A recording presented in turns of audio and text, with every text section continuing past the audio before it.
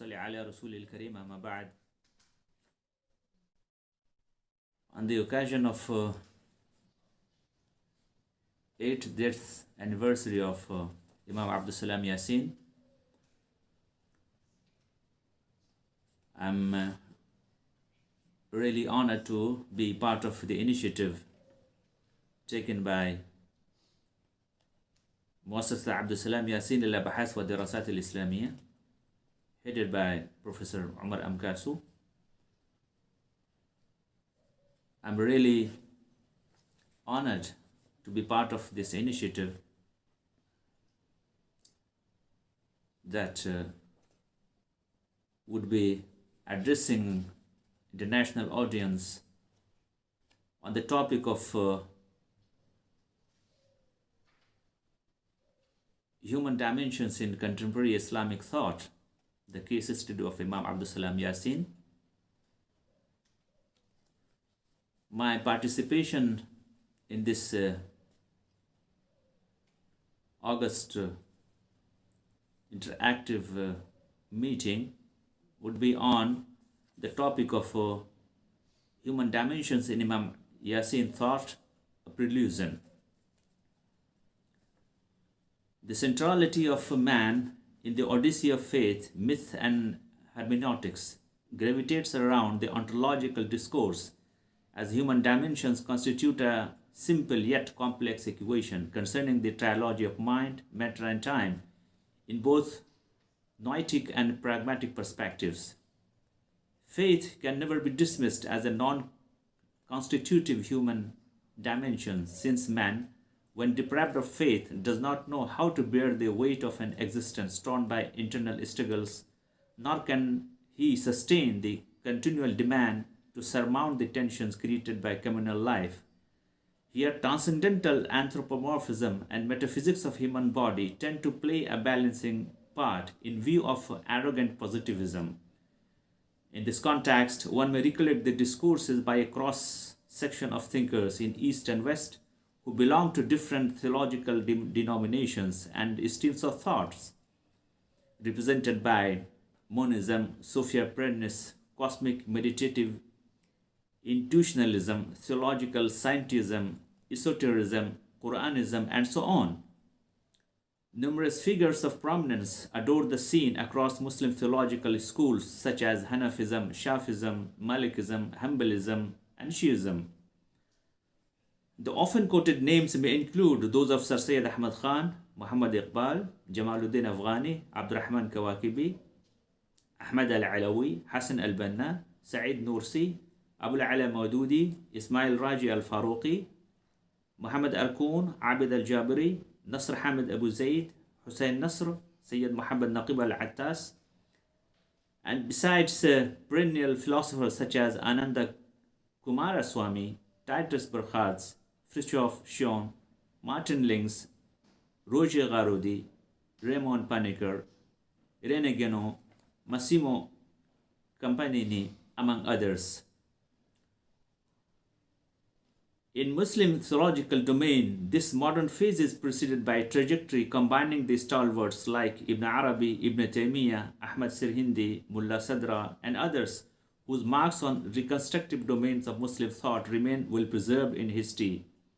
India's theological Theosophist school of Advaita Vedanta, as founded by Adi Shankara, beside the theological intellectualism of Master Eckhart, too may be reckoned with while dealing with positivist materialism and atheistic scientism, because positivism and atheistic scientism are the greatest demons fought by Muslim thinkers in modern times.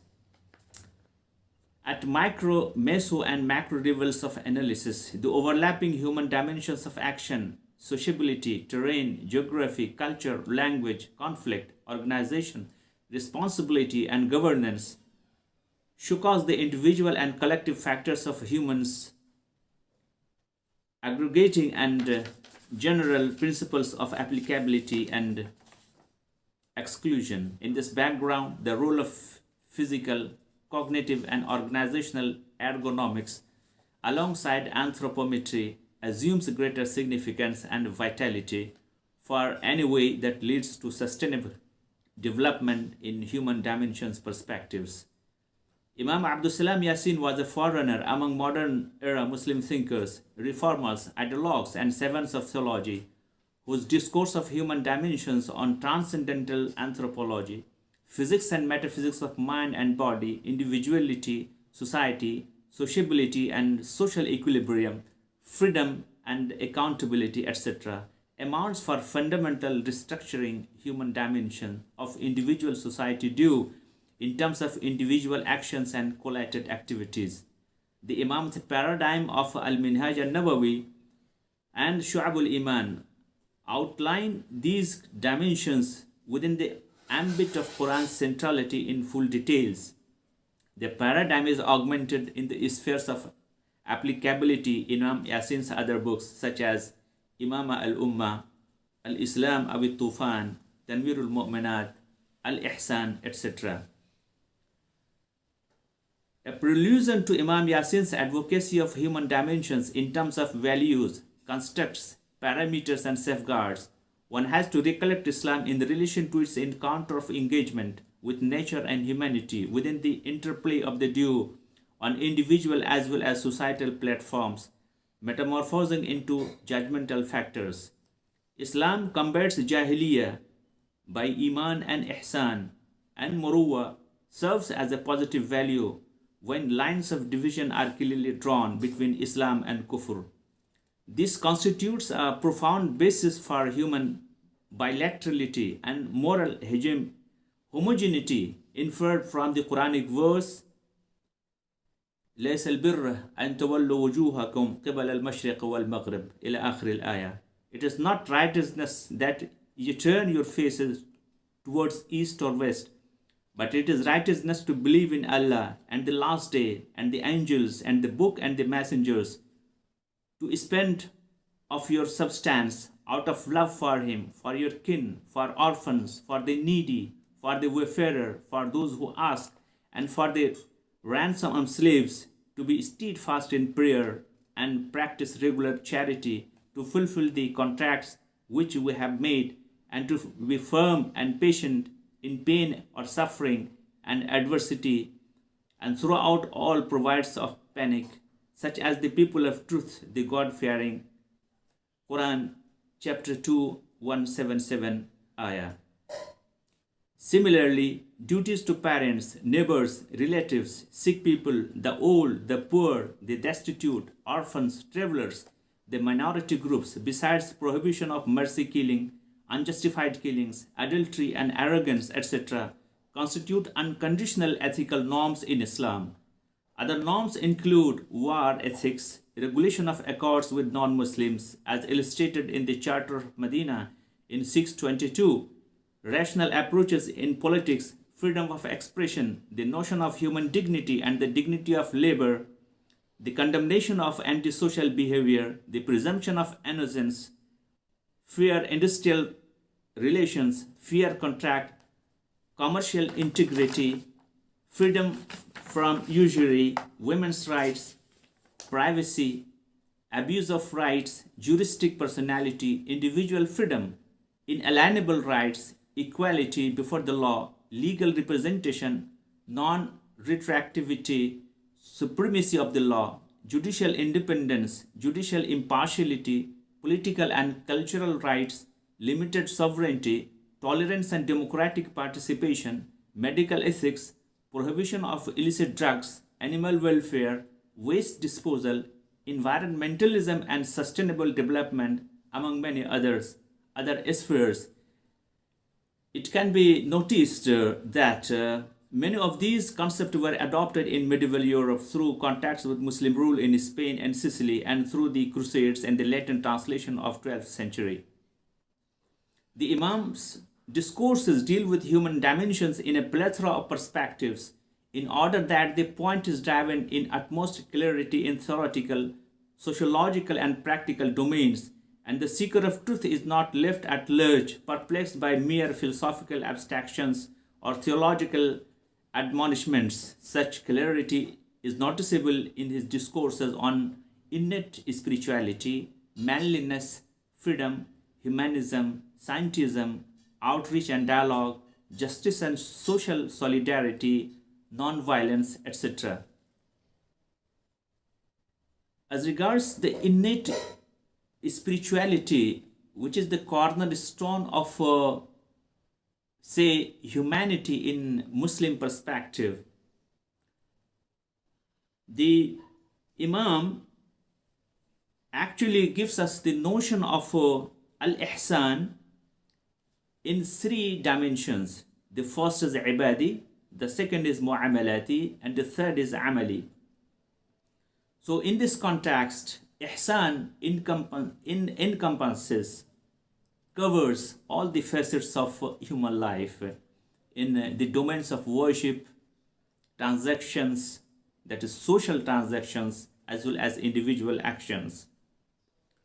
The Imam says, يتجسد الإحسان القلبي في مظهرين يسميان لغة وشرعا إحسانا، أحدهما البر والعطاء والسخاء والمواساة والإسعاف والعطف والحنان، والآخر إتقان العمل كل عمل. This is from الإسلام والقومية العلمانية. That is, the spiritual uprise eliminates all parasites of sin. This is again very significant passage. The Imam says, قومة الإحسان التي تزيح عن وجه الفطرة وعن صفحة القلب ما علق بها في الماضي وما يعلق بها في المعاصفات اليومية من غين الذنب وملاحات الخلق ومغريات الشهوات. That is, the spiritual uprise eliminates all parasites of sin, daily wrongdoings, carnal desire, impulsions, and profanity which might have encroached upon the surface of the heart. The Imam further elaborates, the ihsan of heart is translated phenomenally into acts of benevolence, charity, cooperation, assistance, and a general air of love, empathy, and care. It also leads to better performance in any actions whatsoever. The second most important construct of human dimension is freedom. But the Imam makes it explicitly clear that Islam endorses extensive freedom to individuals and societies. But freedom is intrinsically linked to responsibility. You are accountable for your freedom. So your freedom ends where my nose begins. Freedom must have some riders. For Imam, freedom is responsibility, freedom is courage. Economic domain of our life is fundamental to the core of freedom.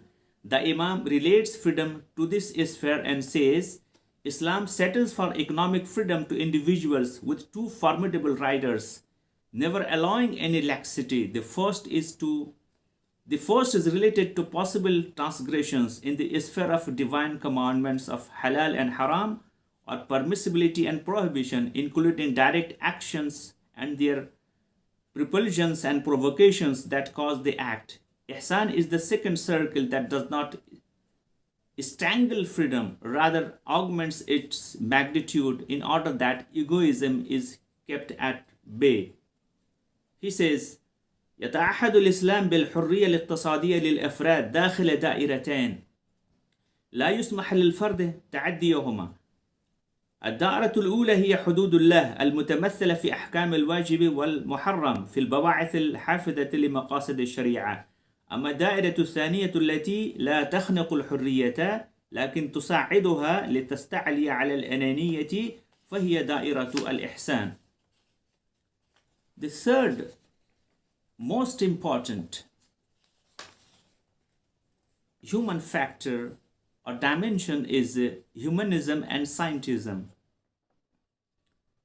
Here the Imam says that the godless positivist humanism has no room in the vision of Islam. Imam Yassine says that the Quranic concept of humanism is encompassed by divinity, obligation and vicegerency with no threads of dichotomy between human end and divine end. The two stands complementary to each other. The hedonistic positivism metamorphoses a man into disfigured creature with no powers to hear, see, or speak, none than a tagged animal. Actually, here the wordings are very that is powerful. Very strong wordings are there. He says, لا عجب أن يصبح حينئذ هذا الإنسان كائنا مشوها أصما وأبكما وأعمى ودابة مخطومة. As regards scientism, here again we find a strong worded statement by the Imam. Of course, the entire world knows, as it has been recorded by history, it is testified by history, that Islam begins with knowledge, as the very first word of the very first verse of revelation is etymologically reading Iqra bismi rabbika alladhi khalaq. Muslim culture has been an unparalleled example of scientific inquiry and enterprise. But Imam Yassine says the spirit of scientific inquiry and innovation has been entrusted by God to humans who discover the secrets of nature and the physical, chemical, and mathematical codes governing its actions in atom, water, air, minerals, and enormous entities in the animal and vegetate kingdoms. Some take active part in the process and enterprise of scientific inquiry and inventions, while others sit idle or go to slumber. A Muslim is never different from a non-Muslim in relation to his or her faculty of reason and scientific discovery, and the actual action is accredited in human history.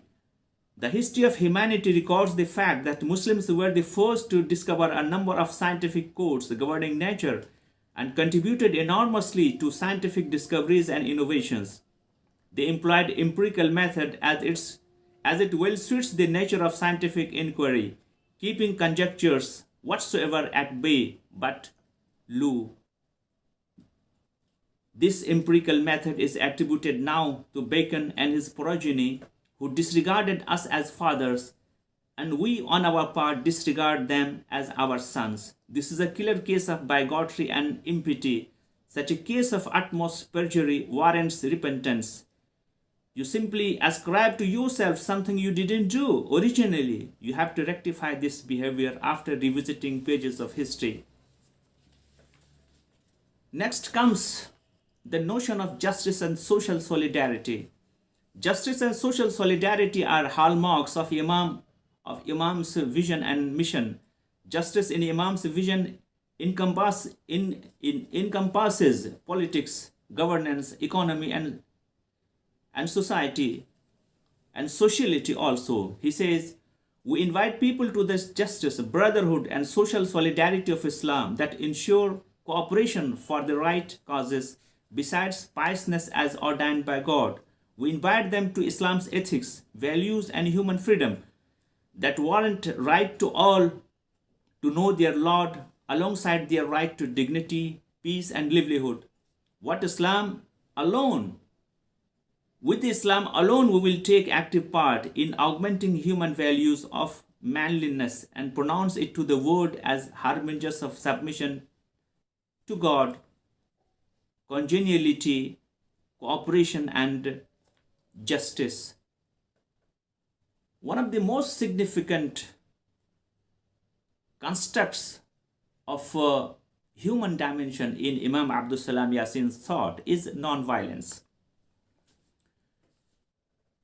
A mission of innate spirituality, existential dignity, justice, social solidarity, harmony, and public amity can hardly have any justification for violence.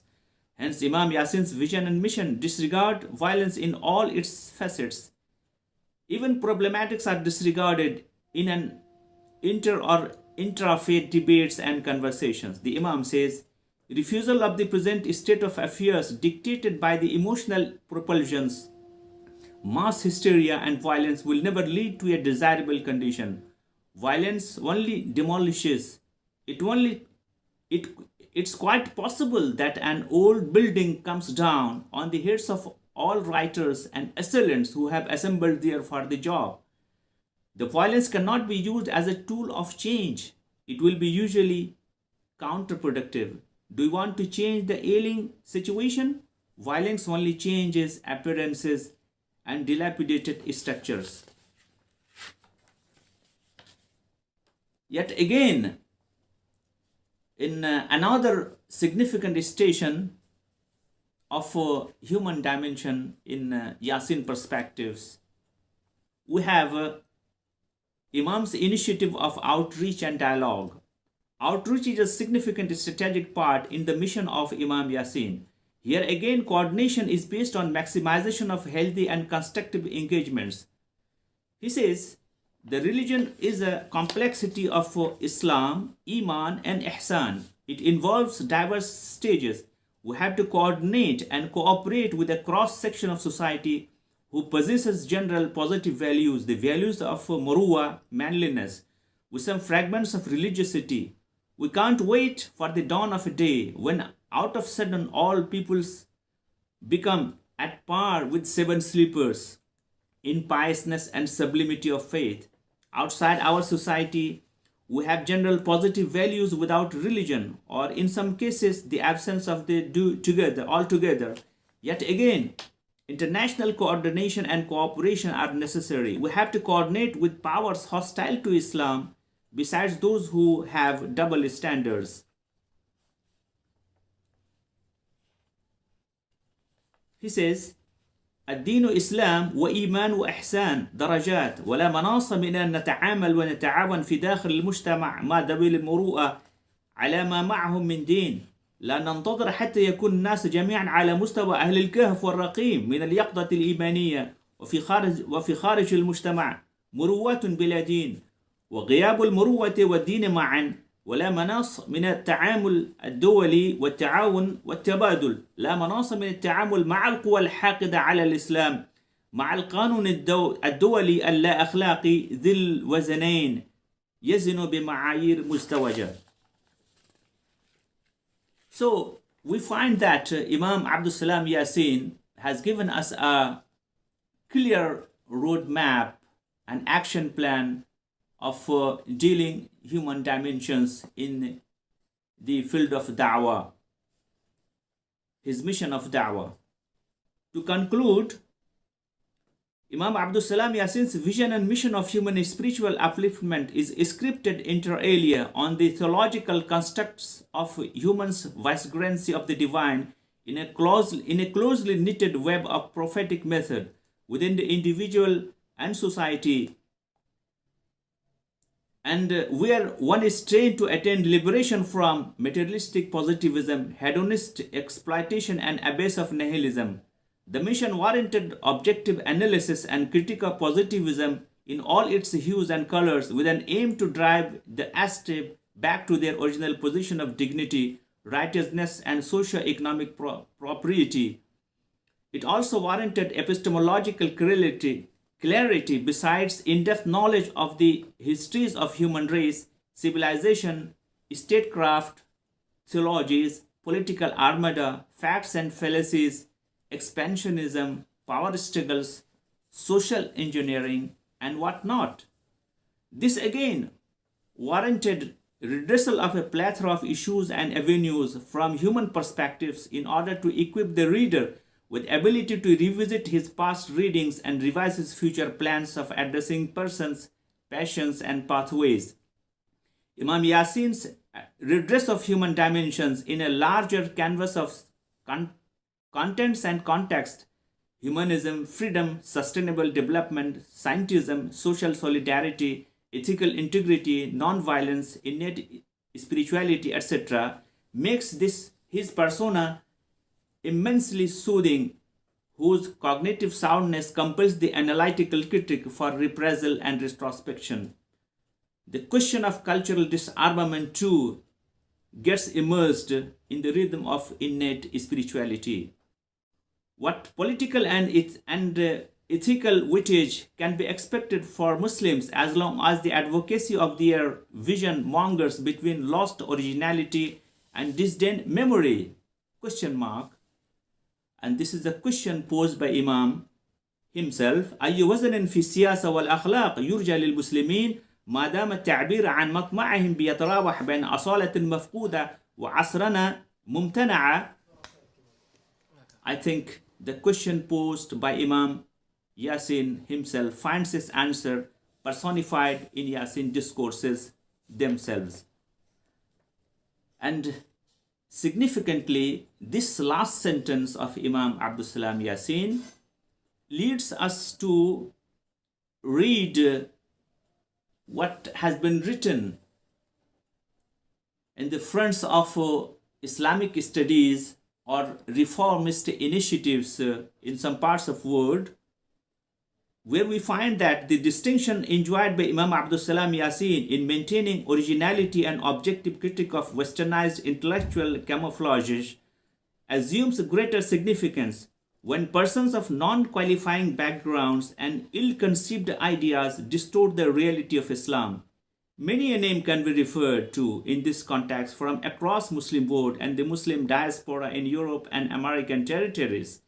Apologists, historicists, the Quranists, and so on, such as Sir Syed Ahmad Khan, Ghulam Ahmad Parvez from India, Nasr Hamid Abu Zaid from Egypt, Muhammad Arkoun from Algeria, Muhammad Shahrur from Syria, among others, may figure in these categories. And of course, their projections, their methodology are quite different from the methodology, original methodology of the Quranic methodology of Imam Abdessalam Yassine.